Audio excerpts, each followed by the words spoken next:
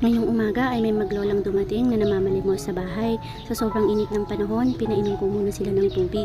Pati na rin yung bata, pinainom ko ng tubig at mukhang uhaw na uhaw. Sabi nung matanda, nagugutom daw siya kaya pinakain ko. Sa sobrang awa ko, binigyan ko sila ng mga gulay at mga kung ano-ano para maiuwi sa bahay nila.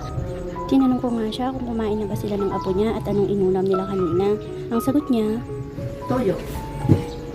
sobrang saya niya sa mga natanggap niya at panay ang pasalamat niya.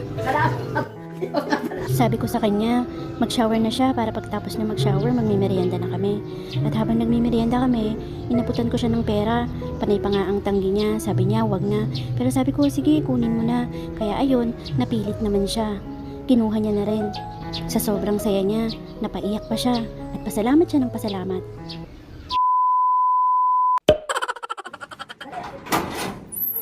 Hello? Ba't parang hindi kayo? Pinutog na lahat. Ano pa na yung video? Basta uminom ka. Papaganda. Anong Tagalog ng soy sauce? Toyo. Eh, anong Tagalog ng thank you? Na? Thank you. So, yun lang ba naman katanong mo? Ano nga? Walang ano man. Thank you! Ano nga ba? Salamat! Salamat. Nakalimutan ko. Salamat. Mga may barya ka dito? Balik ka. Sige na, baryahan mo. Ano ang barya? Waka mo.